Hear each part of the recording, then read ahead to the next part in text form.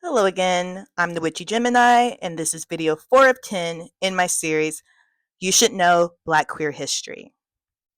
In my own journey of understanding and accepting my queerness, I started looking for examples of Black queer people and their experiences being Black and queer in America, and I came across Ernestine Eckstein. She was a Black lesbian who was influential in the queer community of 1960s New York, but whose name has almost been lost to history. For that reason, I think Ernestine Eckstein is someone you should know. Ernestine was born in Indiana in 1941. She graduated from Indiana University Bloomington in 1963 with a degree in magazine journalism and a double minor of psychology and Russian. That same year, at the age of 22, she moved to New York City. It was there that she realized that the feelings she felt had a name. Ernestine was interviewed in the June 1966 issue of The Ladder, a lesbian review. This magazine was published by the Daughters of Bilitis, which was the first lesbian civil and political rights organization in the United States. It is also one of the few places where we can find information about her directly from her. When she was asked if she knew she was a lesbian before arriving to New York, she had this to say: No.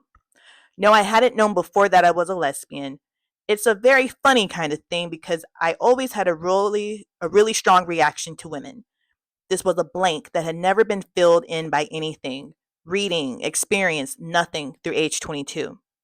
Graduated, from college and never known anything about this. I think this is a great example of why visible representation is important. If the times were different then, she may have understood herself much more earlier than she did.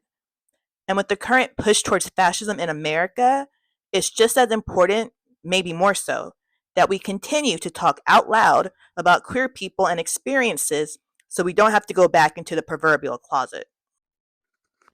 She also had this to say regarding a conversation with a male friend about her sexual orientation. And I came to New York, and he was one of the first persons I looked up, and he says, Ernestine, you know I'm gay. And I thought, oh, you're happy. So what?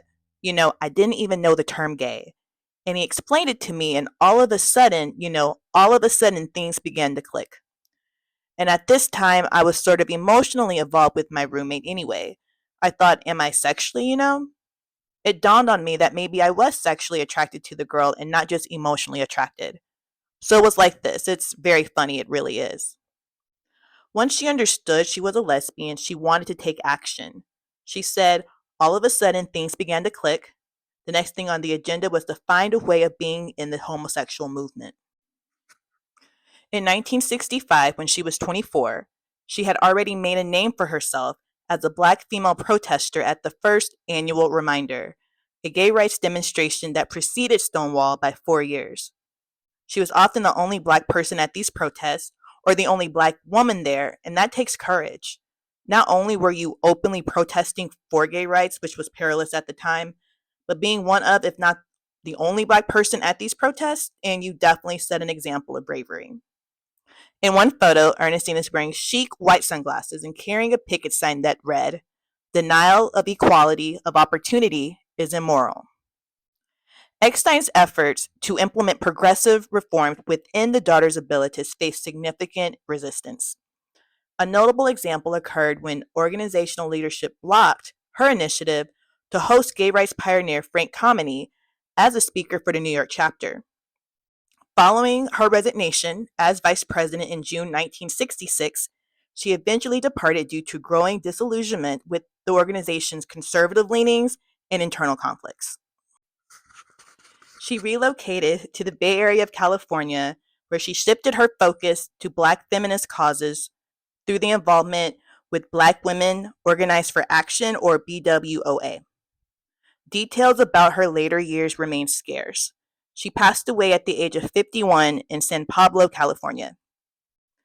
I had not known about Ernestine Eckstein until I started researching for this series, and it's not surprising given that she was a Black lesbian who advocated for radical change in a time when all of those things were a challenge to the status quo. In fact, being a Black lesbian who advocates for radical change is still a challenge to the status quo. So I wanted to make sure Ernestine Eckstein and her story were not lost to history. She set an example we should all follow of living our politics, and that is why Ernestine Eckstein is someone you should know.